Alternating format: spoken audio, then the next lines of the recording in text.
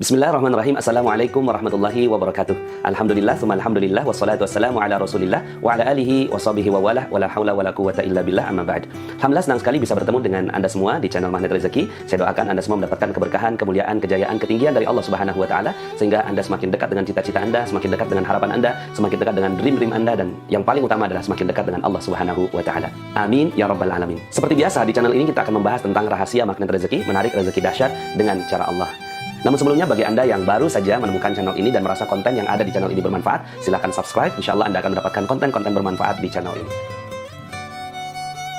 Oke, pada kesempatan kali ini kita akan masuk pada bab yang ketiga atau jurus yang ketiga dari 101 jurus yang ada dalam magnet rezeki yang berjudul konsep dasar magnet rezeki. Banyak orang ketika mendengarkan nama magnet rezeki merasa bahwa ini ilmu yang aneh, ilmu yang tidak mungkin, ilmu yang mustahil, ya. Padahal sebenarnya dalam ilmu pengetahuan kita mengenal yang namanya magnet. Ada magnet menarik besi. Nah, kenapa menarik besi? Lalu kemudian akhirnya ilmu pengetahuan mempelajari ada energi yang ada di magnet tersebut sehingga akhirnya dia bisa menarik struktur molekul yang ada di besi. Begitupun ketika ya ada golok ya atau pisau yang diinduksi dengan sebuah magnet dengan berulang kali, lalu kemudian didekatkan kepada besi yang lain, lalu kemudian tiba-tiba golok itu, pisau itu berubah menjadi magnet. Namun sementara sifatnya tidak seperti magnet yang strukturnya sudah seperti magnet. Kemudian setelah beberapa lama sifat magnet itu hilang dan kembali harus diinduksi. So ini adalah ilmu pengetahuan. Ada magnet yang bisa menarik besi yang lain. Kalau itu terjadi pada magnet, kenapa itu tidak terjadi pada manusia? Sementara ketika kita ya diinduksi dengan energi yang luar biasa, maka akhirnya kita bisa bersifat seperti magnet juga. Yang ditarik bukan besi, yang ditarik adalah sesuatu yang kita inginkan, ya, kebahagiaan, kesenangan, kesehatan, ya, uang, rezeki, ya, kemudian keharmonisan dan seterusnya. Jadi definisi rezeki dalam magnet rezeki tentunya bukan cuma sekedar uang, tapi lebih luas daripada itu. So, sebenarnya ini bukan konsep yang aneh, bukan? Kalau kita mempelajari ilmu pengetahuan, sehingga akhirnya kita bisa meniru apa yang terjadi pada struktur molekul yang ada di dalam magnet. Contoh lain misalnya hubungan antara kupu-kupu dengan taman.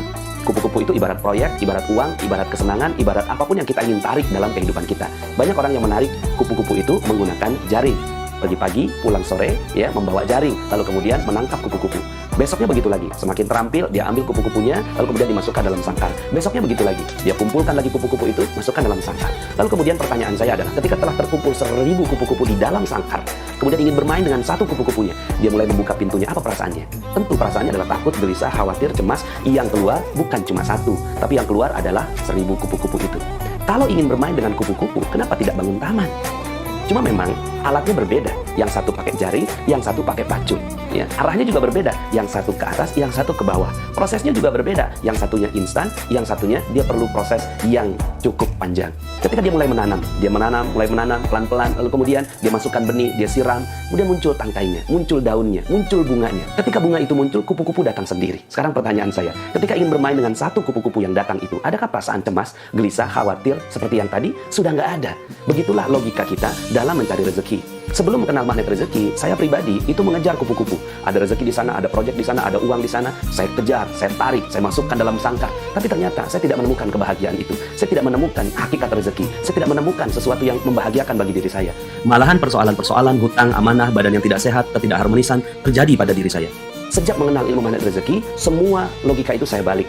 Saya tidak lagi mengambil kupu-kupu, tapi saya mulai membangun taman. Begitu juga dengan teman-teman yang sudah mulai mengenal ilmu magnet rezeki. Mereka mulai membangun taman mereka sendiri. Tapi memang prosesnya tidak sederhana. Tapi ya setelah bunga itu muncul, setelah bunga itu ada, keajaiban datang bertubi-tubi. Kita juga nggak tahu itu kupu-kupu datang dari mana. Tiba-tiba saja itu kupu-kupu datang.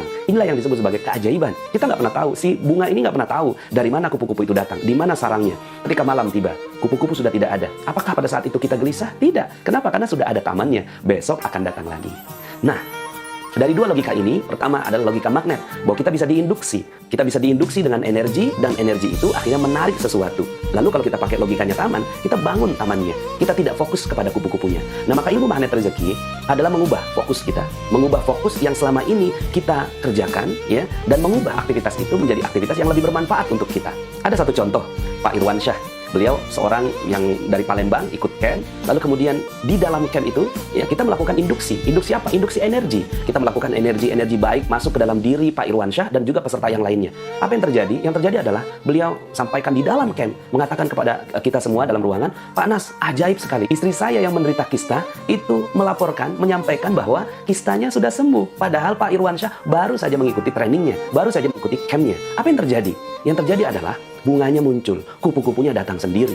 Allah yang mengizinkan kupu-kupu itu datang. Kupu-kupu ini sekali lagi berupa rezeki yang kalau dalam kasusnya Pak Irwansyah adalah kesehatan. Ketika pulang dari camp, beliau datang menemui istrinya, apakah benar seperti itu? Kistanya sudah hilang ya? Ternyata betul saja, kistanya sudah hilang. Lalu kemudian akhirnya beliau terus-menerus menggunakan ilmu magnet rezeki ini selama 40 hari. Apa yang terjadi? Yang terjadi adalah selama 40 hari itu Allah merapihkan kehidupannya. Beliau sedang melakukan yang namanya induksi. Induksi apa? Induksi energi baik yang ada dalam dirinya. Terjadilah taman kehidupan itu, terjadilah taman rezeki itu, dan kupu-kupunya datang sendiri. Anda bisa membaca kisah Pak Irwansyah ini dalam channel Telegram kami yang diberi judul Persoalan 10 tahun selesai dalam waktu 40 hari. Coba bisa dibayangkan, 10 tahun Pak Irwansyah berada dalam aktivitas dia mencari kupu-kupu. Tapi ternyata ketika kupu-kupunya itu datang, malah dia tidak mendapatkan apa yang dia inginkan. Tapi ketika dia 40 hari fokus di dalam pembangunan taman, lalu kemudian tiba-tiba Allah Subhanahu wa Ta'ala menyelesaikan semua persoalannya. Testimoni-testimoni seperti ini tersebar berlimpah ruah di channel Telegram. So ini adalah sebuah ilmu yang luar biasa, yang sayang sekali kalau seandainya ilmu ini tidak disebarkan. Ada juga kisah Ustadz Yudi. Beliau dari Aceh menggunakan ilmu ini untuk melakukan penyembuhan kepada klien-kliennya. Beliau adalah salah satu ahli ruqyah di daerahnya. Ada seorang yang datang dengan 20 tahun nggak punya anak. Tapi apa yang terjadi? Dengan menggunakan ilmu magnet rezeki, hanya dalam waktu beberapa bulan saja, pasien beliau, klien beliau, memiliki anak di tanggal 5 Juni 2018. Subhanallah. Apa yang terjadi? Yang terjadi adalah ketika sang klien ini, seorang yang tidak memiliki anak selama 20 tahun, dia fokus sekali dengan mengejar kupu-kupunya. Dia kejar kupu-kupunya, dia kejar kupu-kupunya. Lalu kemudian akhirnya Allah Subhanahu wa Ta'ala dengan ilmunya menginginkan agar sang ibu tidak fokus kepada kupu-kupunya, fokus saja pada tamannya. Dan ternyata apa yang terjadi? Beberapa bulan saja, 20 tahun persoalan selesai. Nah sekarang tinggal bagaimana ilmu ini bisa juga Anda gunakan. Nah konsep dasarnya seperti tadi, kita tidak lagi fokus di luar. Yang kita lakukan adalah fokus di dalam. Kita tidak lagi mengejar kupu-kupu, tapi kita membangun taman kita. Dan itu kebahagiaannya luar biasa. Ketika mendapatkan rezekinya, kebahagiaannya berbeda. Prosesnya juga berbeda. So, sekarang kita sama-sama bersepakat bahwa logika itu masuk akal kan? Bahwa ketika kita bangun taman, maka kupu-kupunya datang sendiri. Rezeki itu datang sendiri. So, kata-kata bahwa duduk diam, rezeki datang sendiri, mudah-mudahan dipermudah dengan tamsil itu. Ilmu magnet rezeki adalah ilmu yang membahas tentang bagaimana kita membangun taman di dalam diri kita, sehingga akhirnya kupu-kupu itu mau datang. Secara umum, 101 jurus itu dibagi dalam 3 bagian. Yang pertama adalah bagian pikiran. Bagaimana pikiran kita bisa positif. Materi-materi seperti law of projection, disiplin kata, goa keajaiban, lunas hutang seketika, menarik piutang. Ini adalah materi-materi yang berada di dalam ranah pikiran. Bagaimana akhirnya pikiran kita bisa lebih positif dan akhirnya rezeki yang ada di sekitar kita bisa tertarik pada kehidupan kita. Bagian yang kedua adalah bagaimana kita bisa positive feeling, yaitu bagaimana perasaan kita bisa positif. Contohnya, jantung kita yang berdebar-debar. Ini adalah tanda di mana kita tidak positive feeling atau kita mengalami hal yang tidak nyaman dalam perasaan kita.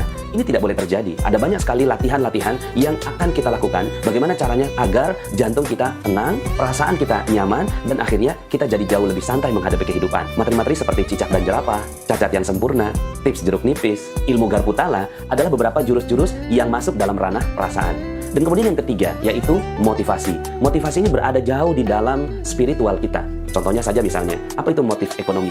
Motif ekonomi yang kita pelajari selama ini adalah modal sekecil-kecilnya untuk untung yang sebesar-besarnya. Di dalam kajian magnet rezeki, ini masuk dalam -3 atau keserakahan. Ketika ini masih ada di dalam diri kita, maka rezeki nggak akan pernah masuk. Maka kita akan membahas tentang bagaimana cara kita agar kita memiliki motivasi yang lebih positif.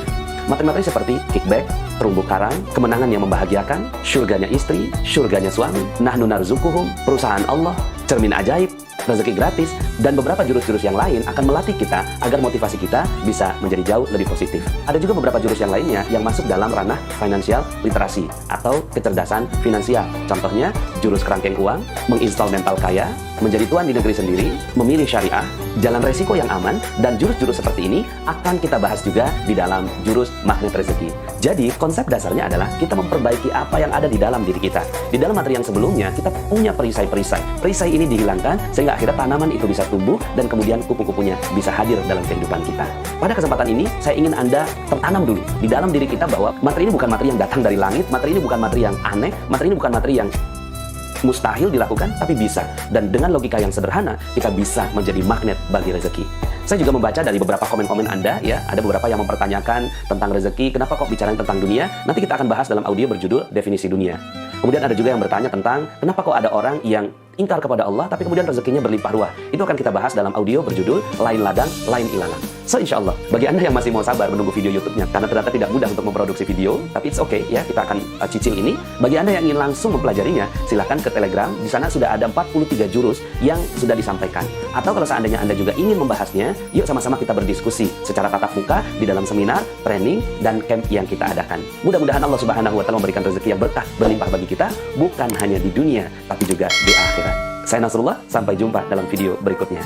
Assalamualaikum warahmatullahi wabarakatuh.